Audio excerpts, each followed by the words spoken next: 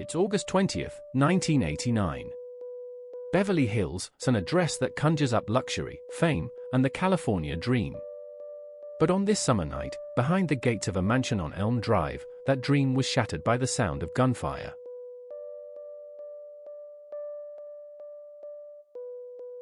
When police arrived, they found Jose and Kitty Menendez, a wealthy, well-known couple, brutally murdered in their living room. Their sons, Lyle and Erik, were soon to become household names, not for the tragedy, but for what they did next.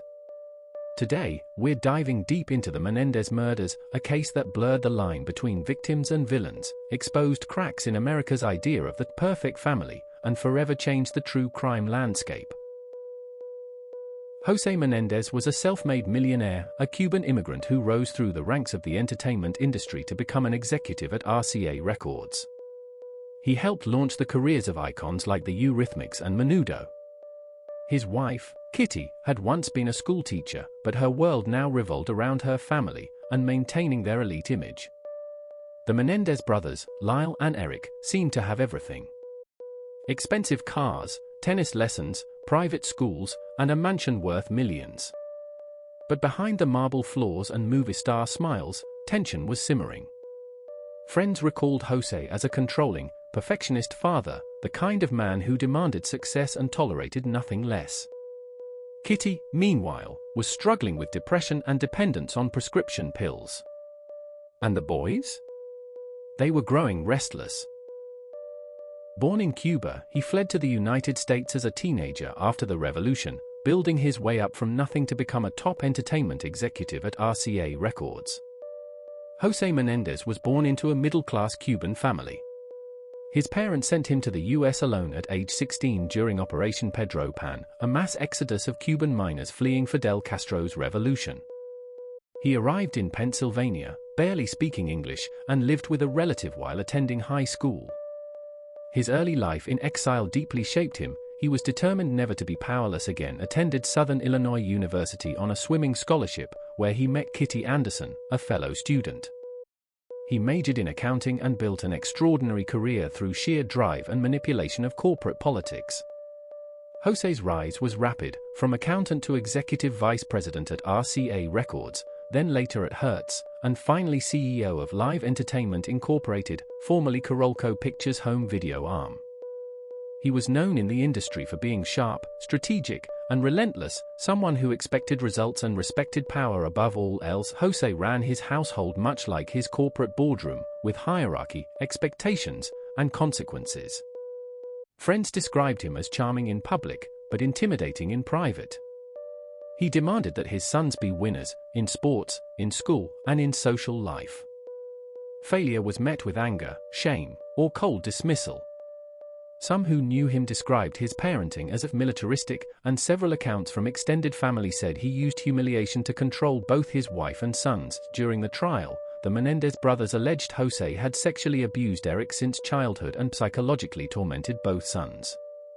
Some family members supported parts of this claim, saying Jose was emotionally cruel, while others called the abuse allegations a fabricated excuse.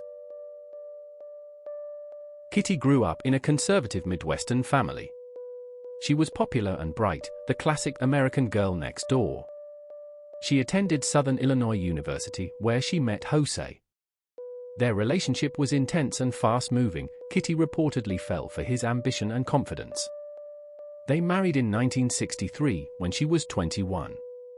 After teaching briefly, Kitty gave up her career to support Jose's ambitions. As his success grew, she assumed the role of a full-time mother and social hostess. In interviews with friends, Kitty was described as sweet but fragile, someone who relied heavily on Jose for emotional and financial stability. Over time, she became increasingly isolated, especially after the family relocated multiple times for Jose's work, from Illinois to New Jersey, then to California. Kitty's letters and diaries, later referenced in court, suggested deep unhappiness. She reportedly battled depression, anxiety, and addiction to prescription pills. Friends said she appeared fearful of Jose but also fiercely loyal. She'd wanted to keep the family together no matter what. She often played the peacekeeper between her husband and sons, but also sometimes mirrored Jose's perfectionism, criticizing the boy's failures and appearance. Despite the dysfunction, Erik and Lyle reportedly adored their mother and felt guilt over her death. During the trial, Erik often wept when describing her as a broken person who couldn't protect them. Kitty's mental health decline became one of the emotional pillars of the defense, portraying her as another victim in the toxic household. At around 10 p.m., neighbors reported hearing what they thought were fireworks. In reality, they were shotgun blasts. When police entered the Menendez home, the scene was devastating. Jose Menendez was shot point-blank in the head. Kitty had tried to escape, but was struck multiple times, her body unrecognizable. At first, the killings looked professional, the kind of attack linked to organized crime. Lyle and Erik, then 21 and 18, told police they'd gone to see a movie, Batman, and returned to find their parents dead. Detectives noted their shock, their tears, their confusion. But as days turned into weeks, those emotions began to look unusual. While their parents' murder investigation dragged on, the brothers began spending freely, luxury cars, expensive watches, and even a restaurant investment in Princeton. It didn't fit the picture of two grieving sons. They weren't acting like kids whose parents had just been killed. They were acting like they'd won the lottery. Still, police had no solid evidence, no murder weapon, no confession. The case might have gone cold, if not for a therapist. Erik Menendez had begun seeing Dr. Jerome Oziel, a Beverly Hills psychologist. During those sessions, he confessed he and Lyle had killed their parents. But the secret didn't stay in that office. Oziel's mistress, fearing for her safety, went to police with the tapes. They captured Erik describing the killings in detail. In March 1990, both brothers were arrested. The public reaction was immediate: shock, disbelief, fascination. The trial would become one of the first true crime spectacles of the modern era. Broadcast live on court TV, the Menendez trial captivated America. Viewers saw two young men, neatly dressed, describing a childhood of fear and sexual abuse at the hands of their father. Their defense claimed they weren't motivated by greed, but by terror. The prosecution argued the opposite, that the brothers were spoiled, angry, and eager to inherit their parents' fortune. The defense, led by attorney Leslie Abramson, told a radical story, one that stunned the country. They claimed Lyle and Erik didn't kill out of greed but out of terror. According to them, the brothers were the victims of years of sexual, physical, and emotional abuse at the hands of their father, Jose Menendez. Erik testified that Jose began molesting him at age 6 and continued into his teenage years. He claimed the abuse included fondling, oral sex, and threats to keep silent. Both brothers described a household ruled by fear, where Jose's word was law, and disobedience led to humiliation or physical punishment. They said their mother, Kitty, was aware of the abuse but too emotionally broken and dependent on Jose to intervene. The brothers claimed that on the night of August 20, 1989, they believed their father was about to kill them. In their version of events, an argument that day escalated, and Lyle allegedly confronted Jose about the abuse. Later that night, they claimed they overheard their parents in the den. Jose allegedly told Kitty something like, "We've got to get rid of them." Believing their lives were in danger, the brothers armed themselves with shotguns and opened fire. The defense framed the killings as a crime of panic, not premeditation. Erik was described as racked with guilt and emotionally unstable after the murders.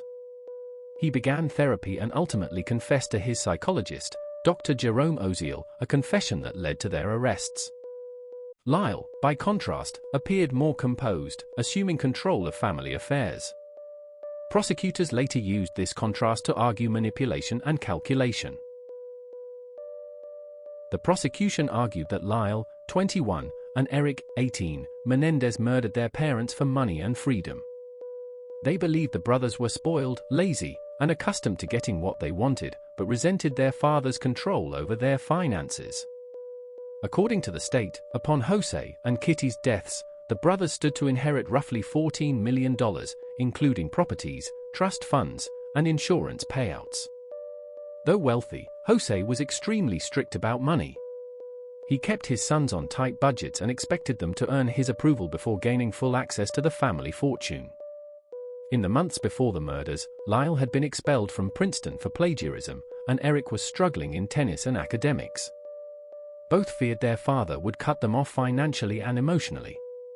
After the murders, the brothers went on lavish spending sprees. Lyle bought a Rolex, Porsche, and restaurant in Princeton. Erik spent thousands on clothes, travel, and tennis coaching. They moved into luxury condos, hired bodyguards, and lived as if money were no object.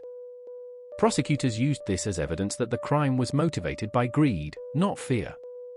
They also pointed out that the brothers lied about their whereabouts that night, claiming they had gone to see Batman while their parents were killed.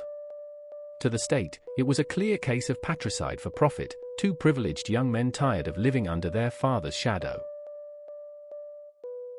After 2 trials, endless public debate, and countless tabloid headlines, both brothers were convicted of first-degree murder in 1996 and sentenced to life in prison without the possibility of parole. Decades later, the Menendez brothers are still behind bars, but public opinion has shifted. The court ultimately found both brothers guilty of first-degree murder and sentenced them to life in prison without parole, rejecting the abused defense as justification. But even many legal analysts admit both things could be true, that the Menendez brothers were abused, and that they also acted out of anger and self-interest. It's this duality, victim and perpetrator, fear and greed, love and violence, that makes the Menendez case so haunting, even decades later. With the rise of social media, documentaries, and new awareness of family abuse, a younger generation has revisited the case, questioning whether Lyle and Erik were truly cold-blooded killers, or victims who snapped under unbearable trauma. In 2023, Los Angeles prosecutors even agreed to review new evidence related to the brothers' claims of abuse, showing that this story still haunts the American conscience. Whether the truth ever changes their fate remains uncertain. What is clear is that the case still haunts the public imagination, a mirror reflecting our fascination with family, privilege, and the price of silence. The Menendez murders remind us that behind even the most picture-perfect families, darkness can hide in plain sight. It's a story of control, fear, and the desperate need to be heard, no matter the cost. If you enjoyed this episode, subscribe, leave a review, and join us next time as we explore another story of intrigue.